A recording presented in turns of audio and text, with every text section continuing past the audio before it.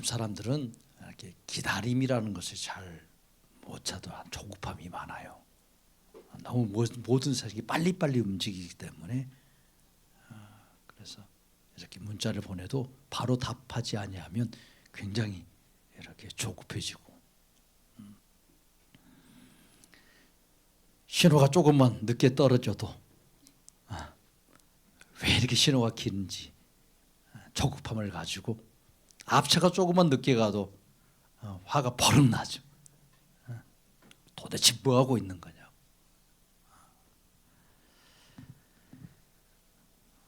참 기도해도 하나님 빨리빨리 응답해 주셔야지 뭐가 그리 바쁘셔가지고 아무 대답도 안 하시는지. 금방 이런 말들이 나옵니다. 우리도 모르게.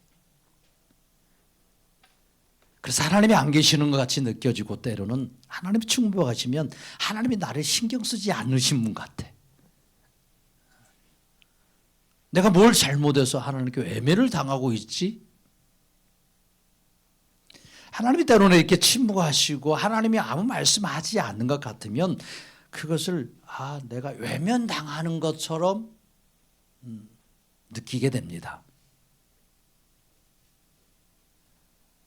그래서 하나님을 기다리지 않고 하나님을 신뢰하지 않아요.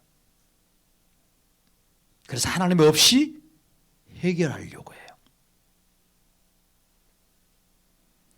이렇게 많은 사람들은 그렇게 살아가고 있고 또 기독교인들도 그렇게 살아갑니다.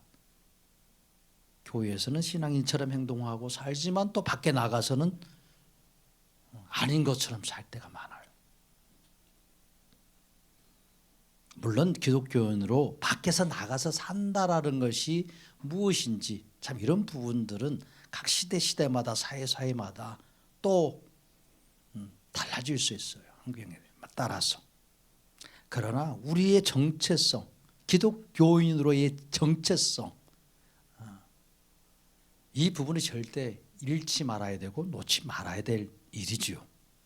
그래도 불구하고 이 예수님이 누구신지 우리가 정확히 모르고 하나님이 어떻게 우리의 삶에 역사하시는지를 잘 모를 때 생각이 많아질 수밖에 없어요. 불안이 올라오고 때로는 그런 분노가 올라오고 기다림보다는 그냥 조급함이 우리의 삶을 덮쳐서 때로는 불안 속으로 몰아갈 때가 참 많습니다. 같은 멀쩡해도 속은 열병에 차 있는 것처럼 이렇게 사는 것이 바로 우리의 삶이고 이 시대를 살아가는 사람들의 모습이기도 합니다. 오늘 우리가 함께 이렇게 말씀을 보는 이 말씀 8장 14절부터 보면 원망과 이 불평 속에서 육체 열병뿐만 아니라 마음의 깊은 병에 사로잡힌 자가 나옵니다. 또 낮에는 감히 나올 수가 없고 밤에만 나와서 돌아다닐 수 있는 이런 절망적인 사람들의 이야기가 담겨 있어요. 낮에 나가면 맞아 죽을 수도 있고 외면당하는 그 비참한 말을 계속 들어야 하기 때문에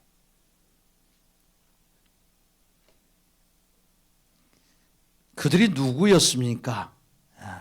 베드로의 장모였고 또 귀신 들린 자들 그리고 병든 자들 사회에 냉혹한 시선이 있었고 종교 지도자들의 비난이 그냥 그림자처럼 그들 위에 드리워져 있었기 때문에 그들은 어떤 겉으로의 어떤 열병뿐만 아니라 마음의 그런 열병을 앓고 있는 자들이었어요. 귀신 들림이나 열병이라는 이 고통을 심하게 겪고 있었어요. 왜 이런 질병 있는 자들, 또 귀신 들린 자들, 아픈 자들 다 하나님의 보호하심 아래서 벗어난 자들이고 죄악 가운데 죽어가야 될 자들이라고 여겼기 때문입니다.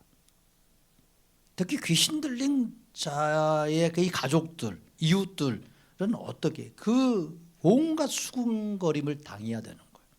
그 장본인은 물론 이거니야 따가운 시선을 감당해야 했습니다. 그러니까 낮에 함부로 나갈 수가 없는 거예요. 늘 얼굴의 불안함과 두려움 속에 살아갈 수밖에 없는 거예요.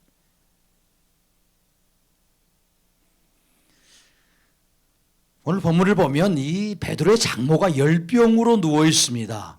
열병으로. 이게 단순한 몸의 문제가 아니었어요. 내면의 깊은 곳에서 쌓이고 쌓인 원망, 이 분노가 이 몸까지 태워버린 거예요.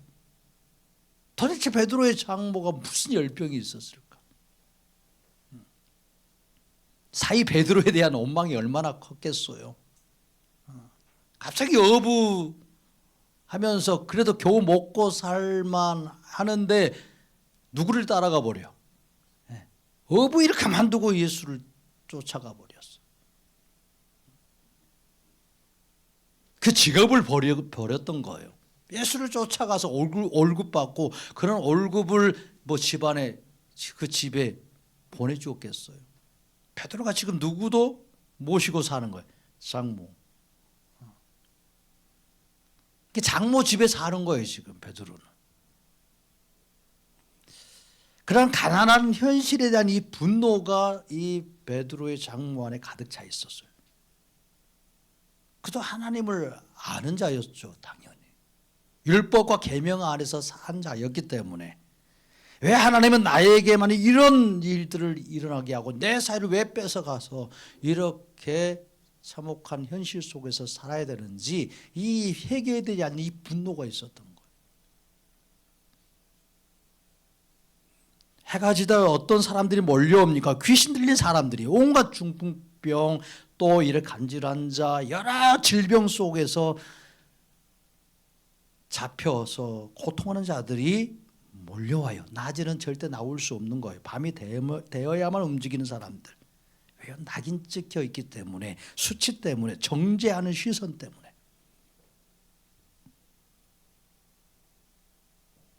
그래서 그들의 영혼 속에는 어떤 절망의 소리가 계속 들려옵니까? 우리는 버림받았다라는 거예요. 나는 외면받은 인생이라는 거예요. 누구도 나에게 관심이 없다라는 거예요. 하나님마저 나를 포기했다라고 하는 이 절망이요.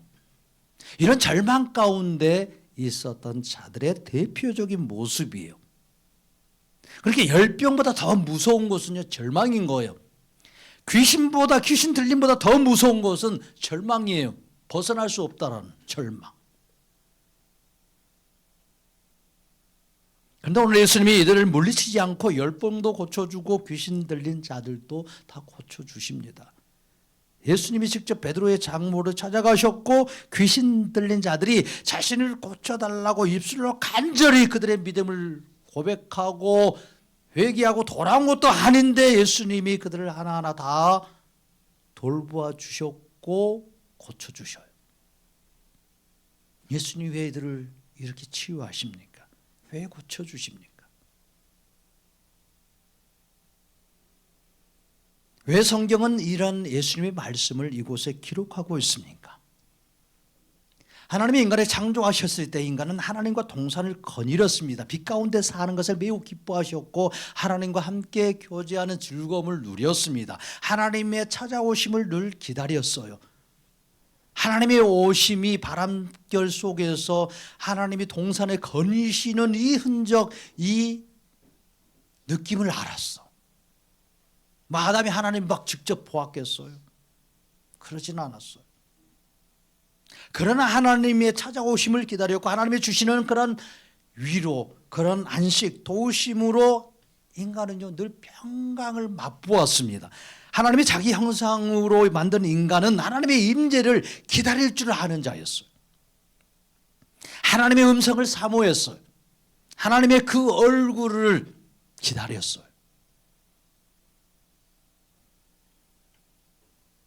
그런데 인간이 타락합니다. 하나님의 임재를 기다리고 함께하기보다는 하나님처럼 되고 싶었어요. 하나님과 같이 높은 위치에서 동등하게 되고 싶어서 먹으면 정령 죽으리라 하는 이 선악과를 따 먹습니다. 그리고 타락합니다. 타락한 인간은 완전히 바뀌는 거예요. 하나님을 기다리지 않아요. 숨잖아요. 하나님의 오심이 두려운 거예요. 하나님이 오시는 걸 거부합니다. 그래서 동산 나무숲 뒤에 숨습니다. 하나님 앞에서 더 이상 살 수 없어 도망가는 존재, 어둠 속으로 더 들어가는 존재. 하나님이 구원자를 주신다고 말해도 그것을 듣지 않아요. 타락한 인간 자신이 스스로 구원자가 되려고 하나님을 떠나는 일에 적극적인 자가 되어버립니다. 이렇게 바뀌는 거예요. 완전. 타락한 인간은 하나님이 주신 모든 지혜와 능력과 그 권세, 하나님의 돌보심이 다 사라진 뒤에는 다른 어떤 피조물보다 더 연약하고 병든 존재로 떨어집니다. 하나님의 빛 가운데서 돌보아 주시고 보호해 주시는 이 방어막이 사라지자 타락한 인간은 가장 연약한 존재가 되어버려요. 그래서 다스렸던 동물도 무서워하게 돼요. 겁에 질려. 모든 질병에 노출되어지고 상처와 아픔과 절망이 스스로 찾아와서 비천한 삶을 살게 됩니다. 그래서 타락한 인간은요, 자신보다 더 연약한 자들 더 짓밟기를 좋아해요. 그렇게 짓밟아야 내가 더 힘 있는 것처럼, 내가 완전한 것처럼 느껴지기 때문에 짓밟고 외면하고 멸시하고 정죄합니다. 또 종교적으로도 윤리적으로도 육체적으로도 이렇게 막 수련해서 자신들이 의롭다고 여기는 자들은요, 자신들이 빛이라고 여기면서 하나님 앞에 나아갈 수 있는 자라고 생각하면서 교만한 자리에 앉들어서 병든 자들을 누르는 거예요. 저주받았다라고 경멸합니다.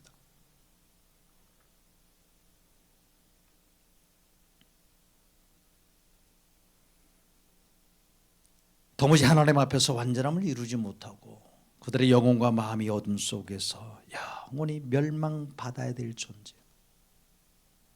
열병이 생겨도 귀신 들린 것처럼 묶여 있어도 하나님의 완전한 능력이 아니라 타락한 인간의 지혜와 그런 능력으로 어떤 경험으로 그 어둠 속에서 벗어나려고 애를 쓰다가 결국 벗어나지 못하고 비참한 지옥에 떨어져야 될 인생이요.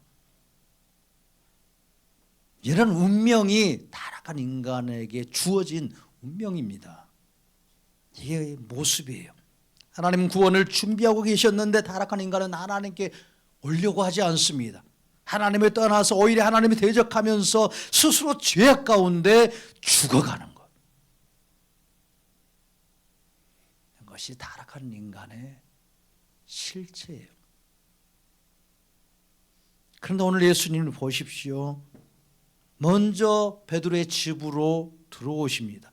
베드로가 가서 베드로의 장모, 우리 어머니의 병을 고쳐달라고 이렇게 말하지 않았어요. 예수님은 베드로가 부탁하기도 전에 먼저 베드로의 집으로 들어와서 그 장모를 만나 주십니다. 예수님은 베드로의 집 앞에서 이렇게 말씀하지 않으셔요. 조금 더 기다려보자. 너희 장모가 조금 더 하나님을 찾고 있는지, 아직 기도가 덜 찼어. 100%까지 차야 되는데 아직 90%니까 좀 더 기도하도록, 좀 더 갈급해지도록 만들고 난 다음에 천천히 들어가자. 네 마음도, 너의 장모의 마음도 준비되면 내가 올 테니까 준비하고 기다려. 예수님은 이렇게 기다림을 요구하지 않으셨어.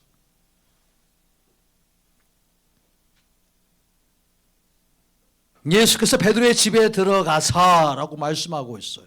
예수께서 베드로의 집에 들어가사, 이 문장은 너무 짧아서 그냥 지나치기 쉽습니다. 그러나 이 한 문장이 구속사의 방향을 바꾸고 있는 거예요.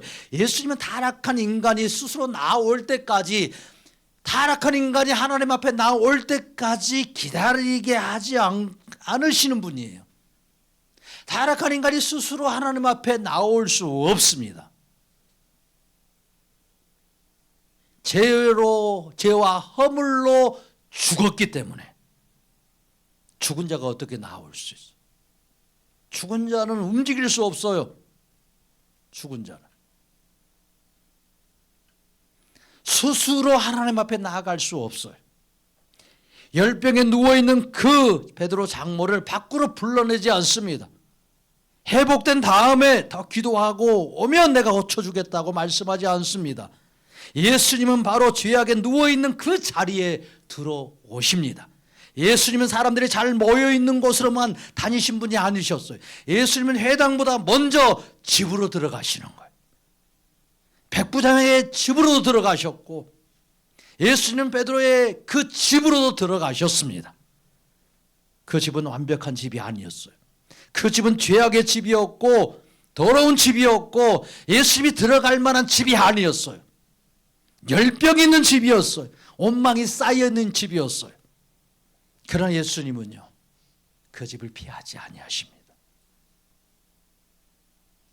바로 그 집이 하나님이 그렇게 들어가시기를 오랫동안 기다리셨던 집이었고 기다리셨던 자리였기 때문입니다. 구원자로 오신 예수님은 자신이 택한 사랑하는 자녀들을 절대 외면하지 아니하십니다.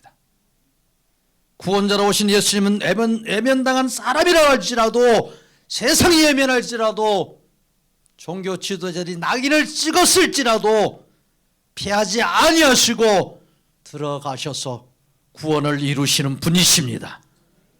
오히려 그 자리로 들어오십니다. 예수님이 들어오셔서 긴 설교를 하지 않으셨어요. 왜 이렇게 되었느냐? 도대체 무슨 죄가 있어서 네가 열병 가운데 있는 줄 아느냐? 내가 잘못한 게 무엇인 줄 정확히 알고 있느냐? 그런 말 하지 아니하시는 거예요.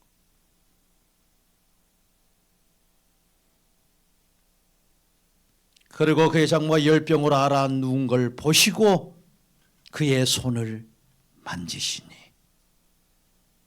예수님이 그의 손을 잡아주시는 거. 아무 말씀하지 않으시는 거.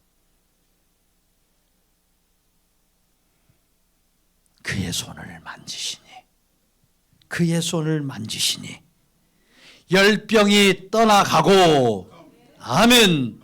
이 예수님의 이 손길이요, 그의 만져주심, 이것이 기다림의 끝을 알리는 신호입니다. 하나님은 말씀만 하시는 분이 아니에요. 손으로 만져주시는 분이에요. 기다림이 끝났다는 이 증거, 내가 왔다, 이 증거, 이게 설명으로 되는 게 아니라 예수님의 그 오심, 이것이 너의 모든 인생의 질병이 끝났다, 나의 모든 사망의 그 죽음의 자리는 끝났다 라고 하시는 선언입니다. 예수님이 만지시니까 열병이 그냥 가는 거예요.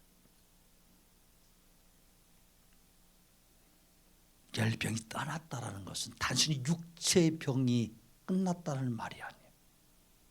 그의 마음의 깊은 원망의 시름도 끝났고 하나님을 향한 그 원망도 다 사라졌고 치유되고 회복되어지고 구원의 역사가, 구원이 성취되었음을 선언한 바로 이 말씀이, 할렐루야. 그날 밤 저뭅니다. 그리고 밤이 돼요. 수많은 숨어있던 사람들이 하나둘씩 나와요. 참 아이러니한 장면이에요. 밤은 어둠의 시간입니다. 사람들의 눈이 사라지는 시간. 그 어둠 속으로 그러나 누가 계시는 거예요? 빛으로 오신 예수님. 예수님이 계시는 곳은 항상 낮입니다. 밤일지라도 예수님이 계신 곳 낮입니다. 사람들은 몰랐어요. 기다림이 끝났다라는 것, 예수님의 그 오심으로 하나님의 이 구원의 기다림, 그렇게 죄인들을 찾아와서 살려주고 싶으신 그 기다림이 예수님의 오심으로 끝났다는 사실, 이걸 아직 몰랐어요. 그러나 이 사람들은 그저 마지막 희망을 붙들고 나왔어요. 혹시라도 저물에게 가면 내가 귀신 들린 이 고통에서 벗어날 수 있지 않을까, 이 질병에서 사람들에게 비난받고 손가락질 당하는 이 질병에서 내가 벗어날 수 있지는 않을까, 이런 마지막 희망을 붙들고 사실 나온 거예요. 그러나 그들이 한 걸음 나오는 순간 이미 하나님의 기다림이 끝난 그 자리로, 그 기다림의 끝에 계셨던 예수님에게로 들어오고 있는 은혜의 자리가 되었습니다. 예수님은 기다리라고 요구하시는 분이 아니라 기다림의 끝으로 직접 오셨던 구원의 하나님이십니다. 예수님은 인간이 하나님께 돌아올 때까지 멀리서 지켜보시는 분이 아닙니다. 하나님이 직접 성육신하여 인간에게 오셔서 모든 저주와 질병과 죽음을 해결해 주시려는 그 기다림에 종지부를 찍으시려고 이 땅에 오셨습니다. 예수님이 이 땅에 오심으로 구원을 위한 기다림은 끝났습니다. 예수님으로 말미암아 구원의 성취는 시작되었습니다. 예수님은 연약함 속으로 오시는 구원자이십니다. 절망 속으로 들어오시는 구원자이십니다. 어둠 속으로 빛을 비추시는 구원자로 오셔서 죄인을 구원하시려는 하나님의 그 간절한 소원을, 그 오랜 기다림을 끝내시고 모든 질병을 고치시고 귀신을 쫓아내시고 이 말씀을 이루심으로 모든 죄를 해결하시고 구원을 성취해 주셨습니다. 그래서 마태는 이 장면을 이렇게 설명하는 거예요. 이런 선지자 이사야를 통하여 하신 말씀에 우리의 연약한 것을 친히 담당하시고 병을 짊어지셨도다 함을 이루려 하심이더라. 아멘. 우리의 연약한 것을 친히 담당하시고 병을 짊어지셨도다. 아멘. 그러면 예수님이 짊어지셨기에 우리의 연약함은 사라졌습니다. 우리의 병을 짊어지셨기에 그 병이 우리의 영혼을 이길 수 없습니다. 이 말씀이 무엇입니까? 우리의 연약함을 친히 담당하시고 병을 짊어지셨도다. 이 말씀을 하게 하신 분이 누구십니까? 하나님이십니다. 그리고 이 말씀을 실제로 이루고 계시는 분이 누구십니까? 예수 그리스도이십니다. 예수님은 단지 하나님의 말씀을 이루고 성취하시는 분이 아니고 구약에서 모든 구원의 계획을 말씀하시고 계획하시고 그 말씀을 인간의 역사 속에서 이루시기를 간절히 기다리시면서 이루시는 그 때가 참에 이 땅에 오신 하나님이십니다. 예수님은 신약에 갑자기 등장한 분이 아니에요. 이사야의 입술에 예수님 자신이 이루실 그 말씀도 넣어주신 분이십니다. 그 말씀을 이루시기 위해 기다림도 설계하신 분이 예수님이십니다. 그리고 그 기다림의 끝으로 직접 오신 분도 예수 그리스도이십니다. 예수님은 이 땅에 성육신하여 구약의 모든 말씀을 성취하시지만 그분의 근본 본체는 하나님이십니다. 전능하신 하나님의 근본 본체이시고 하나님의 형상이십니다. 예수님은 하나님과 동등하시고 신성으로 충만하신 전지하신 하나님이십니다. 창조주이시요 구원의 하나님이십니다. 인간의 능력으로 모든 것을 다 이룰 수 없어요. 그러나 예수님은 신성이 충만하시기 때문에 능력 있는 사람이 아니에요. 능력 그 자체이십니다. 신성으로 충만한 예수님만이 타락한 인간의 연약함을 담당할 자격도 있고 병든 인간의 모든 병을 대신 짊어지고 그 병에서 자유케 할 수 있는 전능하신 분이십니다. 타락한 인간을 구원해 주시려는 그 사랑, 충만하신, 그리고 그것을 완전하게 성취하시는 전능하신 하나님이십니다. 베드로의 장모를 일으키는 일, 귀신을 쫓아내는 일, 이것은 그날 밤에서 끝나는 일이 아니에요. 왜 예수님이 병을 고쳐주셨고 왜 귀신을 쫓아내셨습니까? 예수님이 그저 불쌍해서 고치신 거라면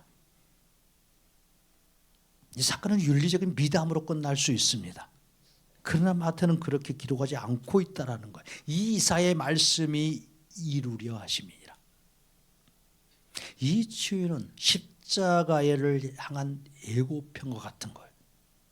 예수님은 병을 없애는 분이 아니라 병을 짊어지시는 분이라. 대신 병을 짊어지시고 고난을 당하시고 이 병을 완전하게 대신 해결해 주시기 위해서 어디로 가신다는 거예요? 십자가로 가신다는 거예요. 고치시는 것은 잠깐의 사건일 수 있어요. 말씀으로 고치시잖아요. 그럼 말씀으로도 고쳐요. 모든 것을. 말씀 한마디로도 모든 만물과 지구를 창조하신 분이십니다. 잠깐 할 수 있는 일이에요. 그러나 짊어진다라는 것은, 담당한다라는 것은 끝까지 가겠다라는 선언이에요. 십자가의 그 죽음에까지 성취하는 그것까지 가시겠다라는 거예요. 여기서 그냥 멈추지 아니하시겠다라는 선언입니다. 우리의 연약함을, 우리의 질병을, 우리의 모든 사망을 다 담당하신다라는 것, 그건 끝까지 책임져 주시겠다라는 말이에요. 중간에 힘들면 포기하시겠다라는 말씀이 아닙니다. 연약함의 끝이 무엇입니까? 이 질병의 끝이 무엇입니까? 죽음입니다. 죽음.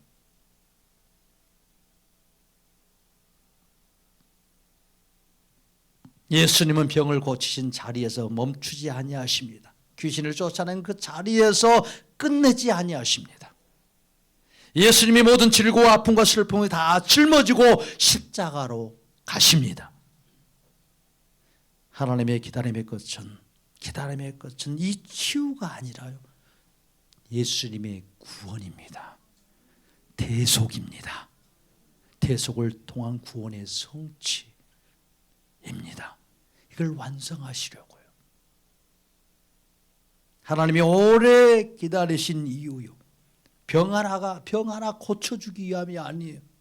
베드로 장모의 열병을 하나 고쳐주시기 위함이 아니에요. 가정 하나 회복시키는 것이 예수님이 이 땅에 오신 목적이 아닙니다. 문제 하나, 우리의 어떤 문제들을 해결해 주시려고 그걸 목적 삼아 오시는 게 아니에요. 하나님의 기다리심은, 오랜 이 기다리심은 모든 사망과 질병의 근원인 우리의 완악한 이 죄악을, 타락한 죄악을 해결하시고 우리가 성취해서 얻는 것이 아니라 예수님이 다 이루시고 성취하신 그 놀라운 구원을 주시기 위함입니다. 십자가에 달리신 예수님이 그래서 무엇을 말씀하십니까? 다 이루었다. 다 이루었다. 다 이루었다. 창세기로부터 시작된 이 예수님의 이 구원의 시작, 구원의 계획. 우리는 100년 못 기다리는 거예요. 우리 인생 10년 기다리는 것도 엄청 기다렸다고 생각해요. 1분도 때로는 1시간도 기다리지 못하는데 예수님은요, 우리를 살리시고 구원하시기 위해서 6,000년을 더 기다리셨어요. 그리고 다 이루었더라고. 이 말은 고통이 끝났다는 소리가 아니에요. 이제 다 나의 고통이 끝났다라는 말이 아니에요. 하나님의 구원의 기다림이 완성되었다라고. 이 구원의 기다림이 다 끝나고 내 택한 자녀들을, 사랑하는 자들을 얻게 되었다라고, 함께 있을 수 있게 되었다라고 말씀하시는 사랑의 언어입니다.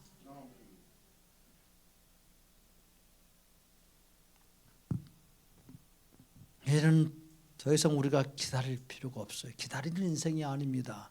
구원자로 오신 예수님이 해야 될 일을 다 모두 다 해버리셨어. 내가 해야 될 그 모든 일을 다 해버리셨어. 내가 당해야 될 모든 고통도 다 당하셨어. 이루어 주셨고, 나의 간절한 기다림도 다 끝내 주셨고, 나의 기다림보다 더 큰 오랜 그 기다림의 하나님의 그 기다림의 끝을 완전하게 끝내 주셨습니다. 예수님의 놀라운 역사입니다. 그래서 복음서를 보면 연약함이 드러난 그 자리, 병이 있는 자리, 사망이 있는 그 자리, 구원의 현장으로 이렇게 즉시 바꾸어 주시는 거예요. 그의 손을 만지시니 열병이 떠나고, 말씀하시니 치유가 되고 회복이 됩니다. 중풍병자에게 일어나 걸어라 보다 멀서 내 죄사함을 받았느니라 선포하십니다. 헬루중 여인에게도 사랑하는 딸아 부르시면서 주님의 사랑을 먼저 주시는 거예요. 귀신들은 나에게 아버지의 믿음이 없음을 먼저 만져주시고 믿음을 부어주시는 거예요. 이사야가 그가 우리의 병을 짊어지셨다고 이렇게 기록하는 이 대목, 고통스러운 자를 회복시켜 주시고 귀신을 쫓아낸 사건, 이런 말씀의 직접적인 성취다라는 차원을 넘어서는 거예요. 고통받는 육체를 일으키는 일, 근육과 신경을 되살리고 피조물인 이 귀신을 쫓아내는 일이 창조하신 하나님에게는 너무 쉬운 일이에요. 예수님이 타락한 인간의 연약함을 담당하셨다, 우리의 질병을 짊어지셨다라고 하는 것은 병을 고치는 것이 핵심이 아니라 타락한 인간의 연약함과 죄로부터 나온 이 여러 가지 질병들을 직접 그분의 어깨에 짊어지셨다. 고난받고 죽으심으로 완전히 해결하시고 구원을 완전히 다 이루셨다라는 이런 예수님에 대한 말씀입니다. 어떤 방법으로 타락한 인간의 죄를 끊을 수 없어요. 인간의 연약함 끊을 수 없고 인간의 질병 완전하게 고칠 수 없어요. 고쳐도 또 병들고 또 아프고, 새롭게 완전히 회복시킬 방법 이 땅에 없습니다. 그래서 예수님이 오셨습니다.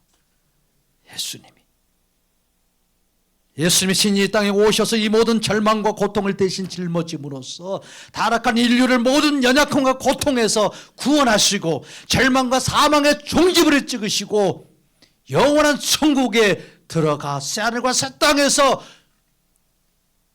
병들지 아니하고 늙지 아니하고 고통받지 아니하고 살아갈 수 있는 새 생명을 우리에게 허락해 주셨습니다. 할렐루야. 사람들도 그렇게 말해. 왜 지금 당장 해결해 주지 않냐고, 왜 나를 이런 고통 가운데 두시냐고.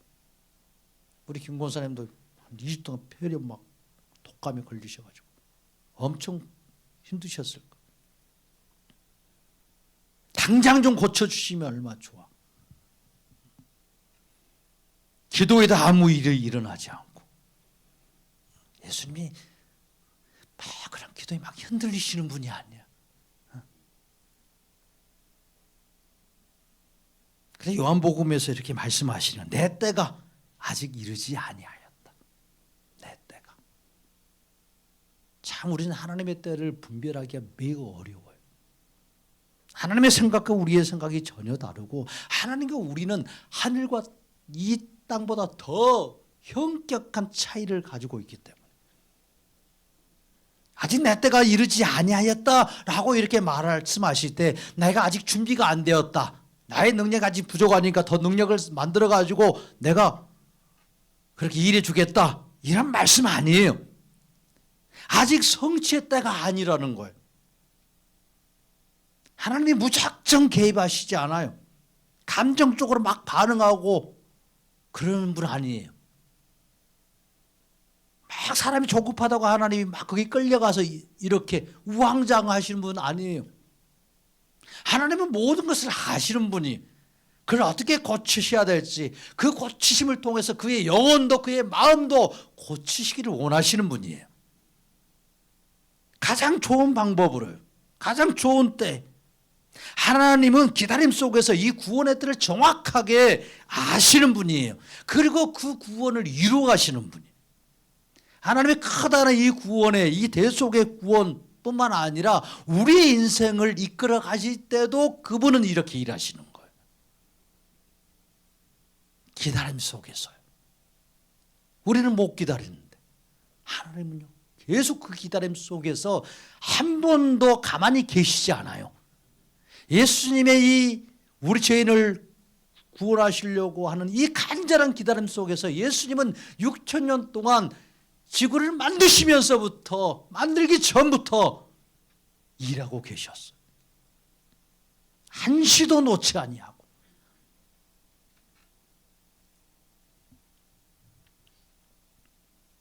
구원은 언제나 예수님이 시작하시고 이루시고 성취하십니다. 구원은 예수님이 이루신 성취로 죄인된 우리에게 주어지는 거예요. 그래서 성경은 네가 참 잘 기다렸다. 네가 인내 많이 했다. 내가 인내한 게 아니야. 그렇게 또 말씀하지 아니하셔. 예수님이 그렇게 고쳐주시고 얘기하시는 거예요. 그래서 이루려 하심이니라. 성취하려 하심이니라. 다 이루었다. 이렇게 성경은 기록하고 있어요. 이게 구원의 언어입니다. 타락한 인간은요, 기다림 속에서 무너질 때가 많아요. 기다림이 길어지면 믿음도 흔들리는 거예요. 막 원망이 쌓이는 거예요. 외면으로 바뀌는 거예요. 하나님 날 사랑하시다가 하나님이 나를 이제 외면하시는, 외면하고 계시는 것처럼. 이렇게 느껴서 이 불만이 가득 쌓여서 하나님을 잃어버리는 거예요. 예수님은요, 그 기다림 속에서 구원을 이루어 가십니다. 우리의 연약함이 무엇인지를 아시기 때문에, 우리를 온전케 하심이 무엇인 줄 아시기 때문에 예수님 기다림 속에서 그 구원을 더욱더 선명하게 드러내 주십니다. 그 사랑을 더 강력하게 나타내 주십니다. 우리가 연약하여 아무것도 할 수 없을 때, 우리가 질병에서 아무것도 할 수 없을 때 내가 한다라고 예수님이 말씀하시는 거예요. 내가 너와 함께하고 있다라고 말씀해 주시고, 나의 사랑이 너의 생명을 붙들고 있다라고 말씀해 주시고, 인간이 스스로 아무것도 할 수 없다는 이 사실을 분명하게 포기하시는 거예요. 그리고 고백시키시는 거예요.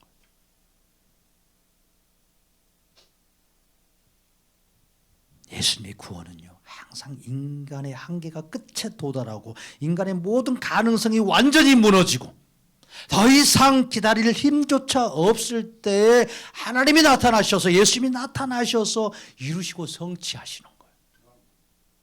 반드시요. 그러니까 그때까지도 주님이 함께해 주시는 거예요. 우리 홀로 기다리라고 하지 않아요. 주님이 기다리도록, 기다리는 중에 역사해 주시는 거예요. 우리는 내가 변해야 예수님께 나아갈 수 있고, 내가 좀 정리되어지고, 내 삶이 좀 이렇게 정리되어지면, 내가 좀 회개를 많이 하고 내 믿음이 좋아지면 그때 예수님께 나아가자, 이런 생각에 빠져 있어요. 절대 못 나가는 거예요. 예수님이 짊어지셨기에 우리는 나아갈 수 있는 자가 되었습니다. 우리는 예수님의 십자가의 이 보혈을 의지해서 그분께 나아갈 수 있는 자가 되었습니다. 더 이상 지체할 필요도 없이 있는 그 어둠의 자리에서, 그 아픈 자리에서, 병든 자리에서, 연약함의 자리에서, 질병의 자리에서 머물 필요가 없어요. 구원은 예수님이 친히 시작하셨고, 구원은 예수님이 말씀하신 대로 이 땅에 오셔서 친히 다 성취하시고 이루시고 완성해 주셨습니다. 인간이 항상 하나님이 외면하니까 문제였어요. 불평하니까, 원망하니까. 그리고 스스로 떠나요. 하나님 믿지 않아요. 그런데 하나님의 아버지는요, 그때마다 계속 말씀하시는 거예요. 그래서 기다리시는 거예요. 아직 끝내지 아니하시어도 내가 포기하지 않는다라고. 아직 살 길이 있다라고. 타락한 인간의 죄악으로 홍수로 멸하셨던 것처럼 멸망해야 마땅한 거예요. 바벨탑을 쌓았을 때 멸망해야 마땅해요. 그럼에도 불구하고 구원자를 보내어 살리겠다라고 하늘에 표시한 그 무지개를 보면서 하나님이 기다리시는 거예요. 그리고 바벨탑을 쌓고 하나님이 대적하려고 그 앞에서 눈을 번쩍 뜨면서 하나님이 대적하는 그 패역한 백성들을 보면서도 하나님은 그곳에 불을 내려서 그 바벨탑을 무너뜨려서 죽이지 아니하시고 한 명도 안 죽이시는 거예요. 그리고 얼음만 혼잡하게 만들어서 흩어버리시는 거예요.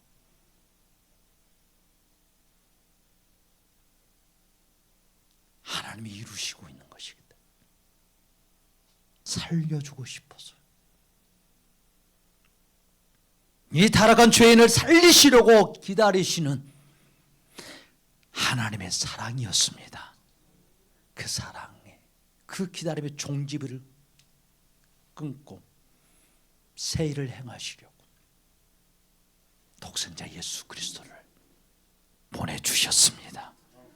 하나님이 조금만 덜 사랑하셨고 덜 참으셨고 덜 기다리셨다면 예수님이 이 땅에 오실 필요도 없었고 우리의 구원은 없어지는 거예요. 심판으로 이미 끝날 인생.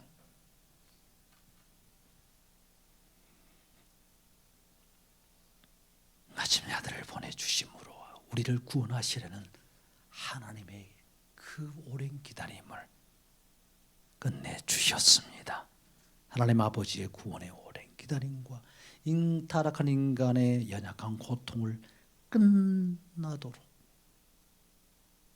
역사해 주셨습니다. 예수님을 보내주신 하나님 아버지의 사랑이에요.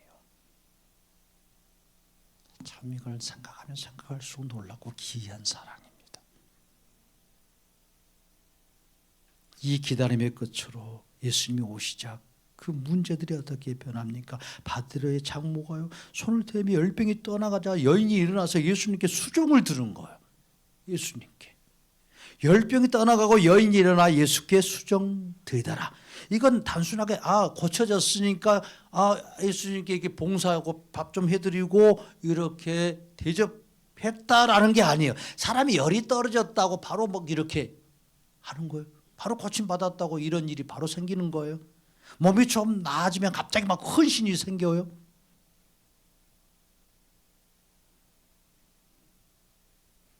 그렇잖아요. 여인은 곧바로 그런데 예수님 곁으로 갑니다. 예수님을 떠나지 않아요. 예수님의 주변을 맴돕니다. 예수님의 손길이 그녀의 열병만 만진 게 아니었다라는 거예요. 단순히 병만 고쳐졌다는 게 아니라는 거예요.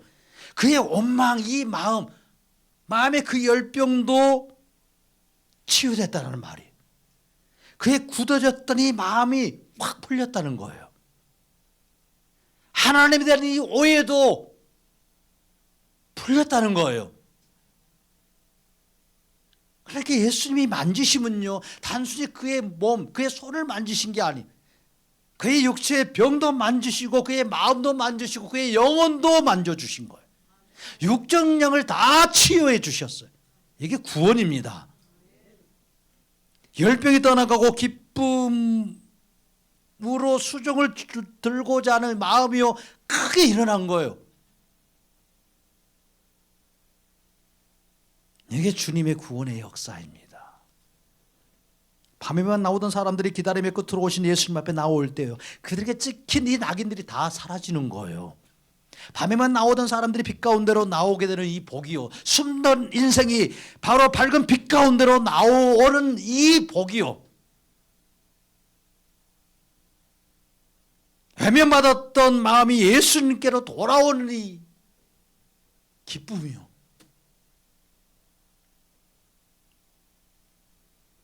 아무튼 이 장면을 딱 한 문장으로 오늘 또 그 말씀이 이사야의 애언이 이루게 하려 하심이니라.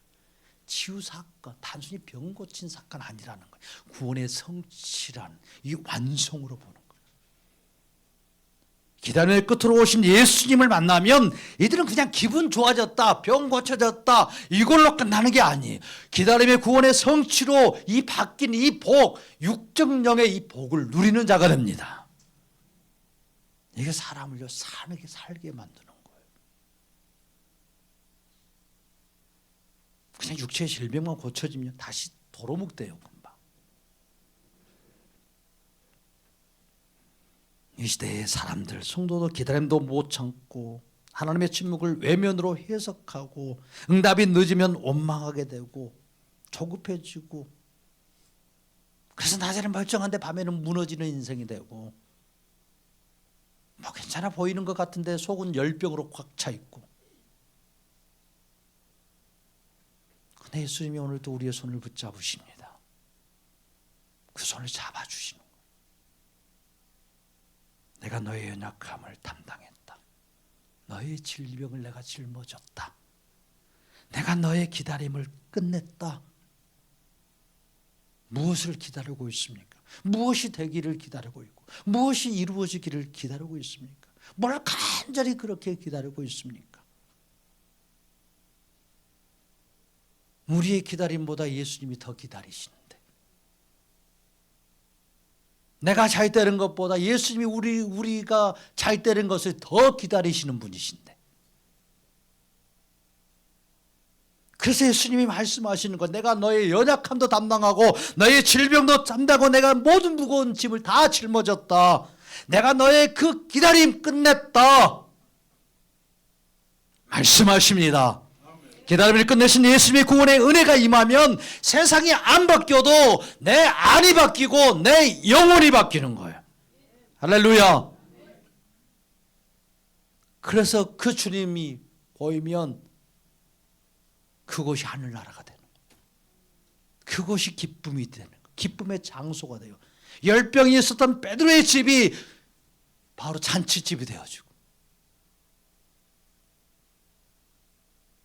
그 우울했던 집이 기쁨의 집이 되어지고, 세상이 안 바뀌어도 주님은 나를 바꾸시는 거예요. 세상이 소중한 게 아니에요. 예수님에게는 내가 소중한 거지. 바로 여러분들을 소중한 거지. 여러분들이 세상과 여러분들을 바꾸겠어요? 예수님이 천하보다도 여러분들을 더 귀하게 여기시는 분이 예수님인데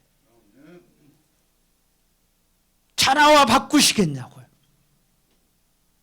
수천 년간 우리의 구원을 위해서 예수님이 오시기 위해서 지구도 만드시고 민족도 만드시고 그렇게 기다리시면서 우리의 구원을 위해서 일하신 그분이 얘는 세상과 바꾸겠냐고.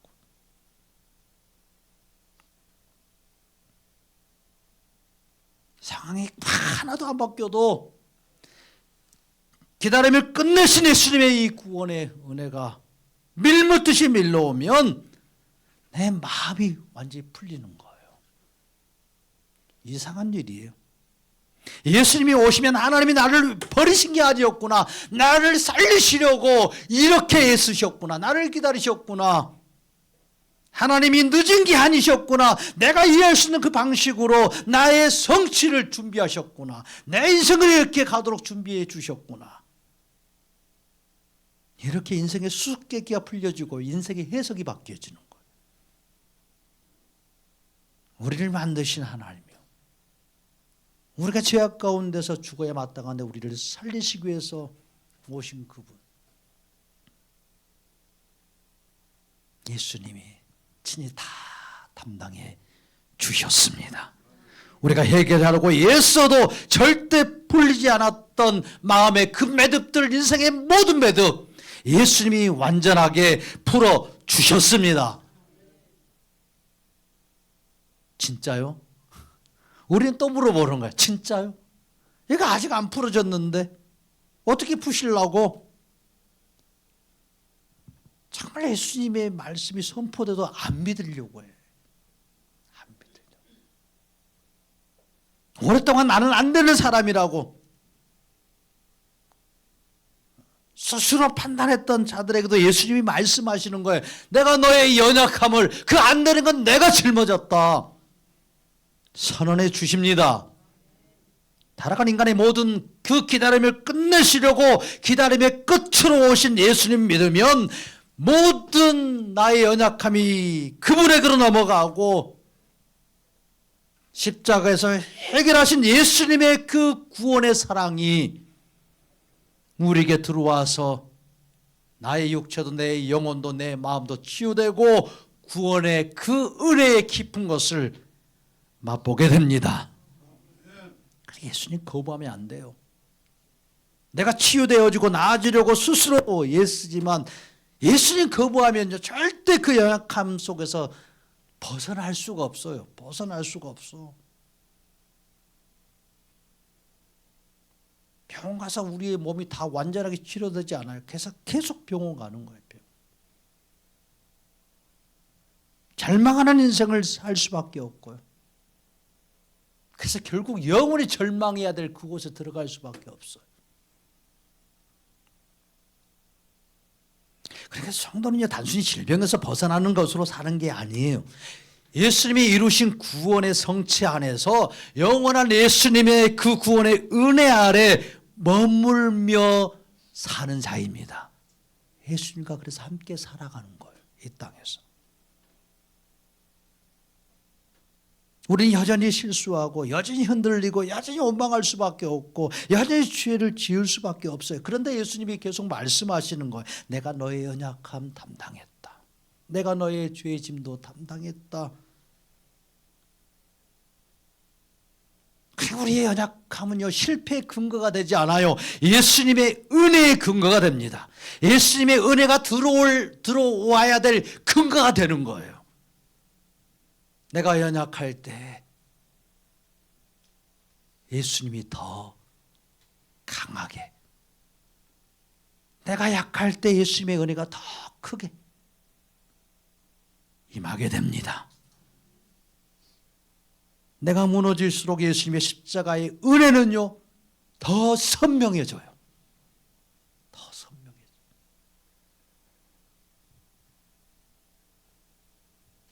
우리의 모든 문제는 예수님 안에서 이미 결론 난 문제입니다. 아멘. 이미 결론이 나 있어요. 이미.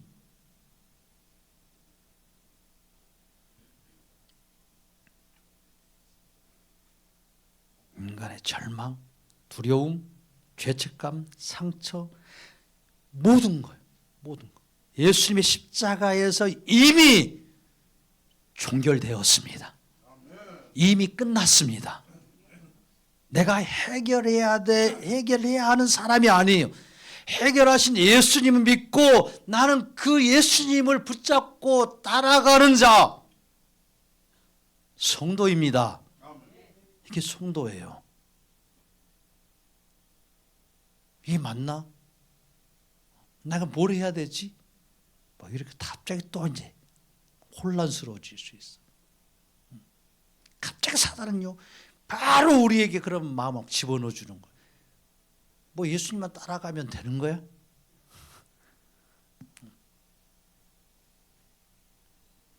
성도는요 고아가 아니에요. 아버지가 있는 자입니다. 그 아버지도 전능하신 아버지, 전지하신 아버지, 독생자 아들까지라도 나를 살리시려고 내어주시는 그 사랑이 무한한 아버지.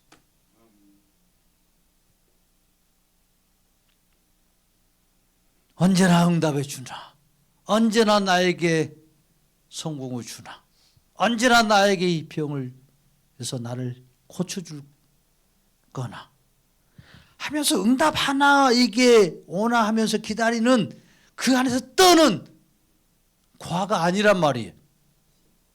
그래서 예수님 말씀하신 너희들 고아 아니라고, 구약에서 그래서 너희들은 구하 사람을 이렇게 너희 자식을 혹시 버릴지라도 나는 버리지 아니하신다는 거 절대. 성도는 이미 성취된 구원 안에 있는 하나님의 자녀입니다. 자녀예요. 문제가 없는 성도 없습니다. 다 있어요. 문제에 눌려 그러나 죽는 성도 없습니다. 문제가 아무리 많아도 그 문제에 짓눌려서 죽지 않아요. 병에 걸려 그 병으로 성도는 죽지 않습니다. 절대. 아멘. 안 죽어요. 걱정 마세요. 걱정 마. 병으로 의해서 죽는 게 아니에요. 하나님의 때가 되어서 이제 그만 이 땅에 살고 나와 함께 영원한 천국에서 살자. 그러면 가는 거예요. 인생은. 병들어서 죽지 않습니다. 문제 때문에 죽지 않아요. 하나님이 부르심 때문에 우리는 이 땅에 있다가 하나님의 나라로 들어가는 거예요. 이게 성도가 받은 복입니다. 복이에요. 사실 상관없어요.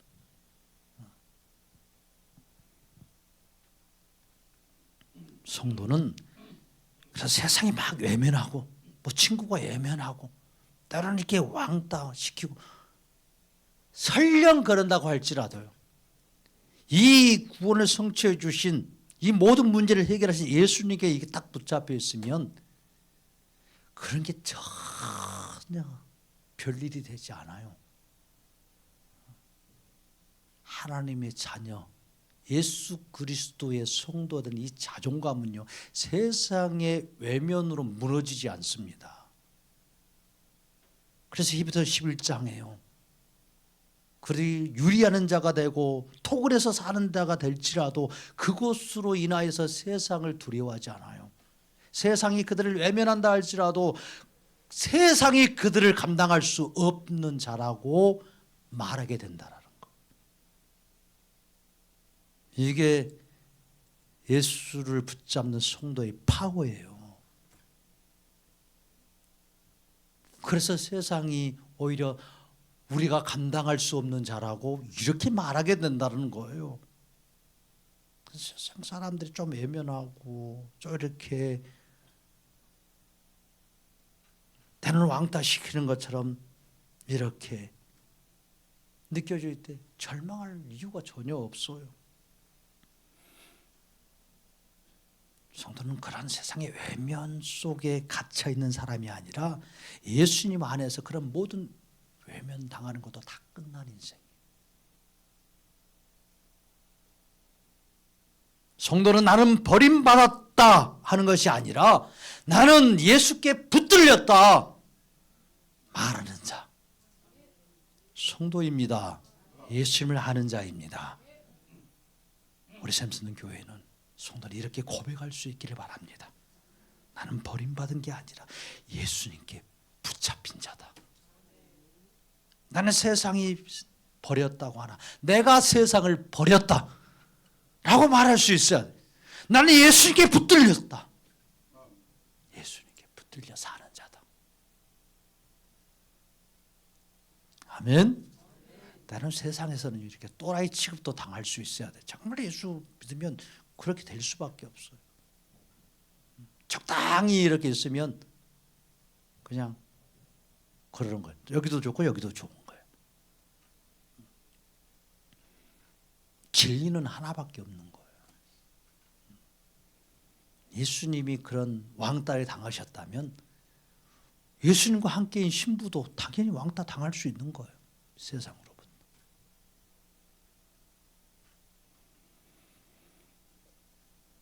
그러나 예수님께 붙들린 인생이에요. 승리하는 인생이고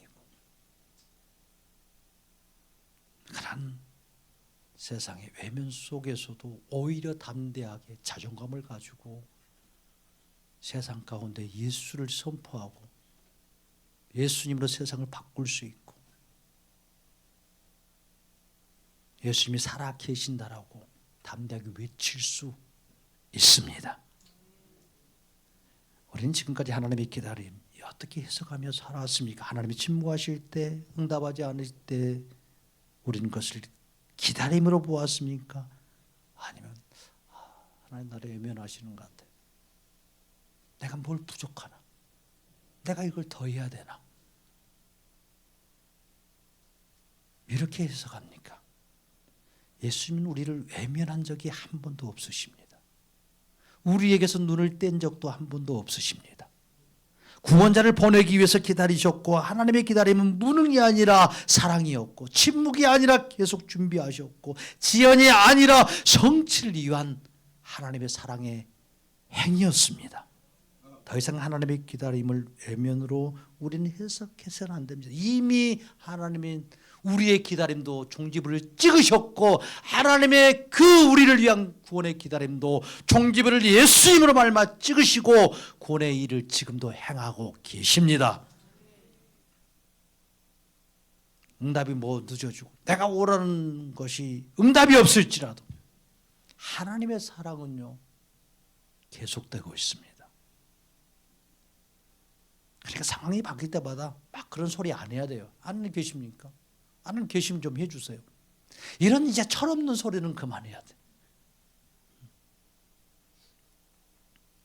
내가 이해하지 못해도 내가 주님의 뜻을 잘 알지 못해도 주님이 이미 다 끝내주셨고 종지부를 찍어주셨고 다 이루어 주셨음을 믿는 믿음을 나에게 부어주소서. 이렇게 주님 앞에 엎드릴 수 있어야 돼요. 우리는 아직도 무언가를 기다리는 자가 아니에요. 우리는 구원이 완성되기를 기다리는 사람이 아니라 이미 완성된 구원 안에 들어가 있는 자입니다. 예수님이 다 성취하신 그 성취 안에 들어가 있습니다. 구원의 은혜를 누리는 자이고 구원이 성취된 그 성취를 맛보면서 예수님과 함께 살아가는 성도입니다. 그래서 예수님이 오셨고 예수님이 십자가에서 다 이루었다라고 선포하셨고 부활로서 증거해 주셨습니다. 그러므로 우리는 예수님이 없는 불안 속에서 막 뭘 기다리면서 이것이 이루어지기를 기다리면서 그것에 막 고대하면서 이루어지면 뭐 어쩌려고 그리고 또 기다려야 되는데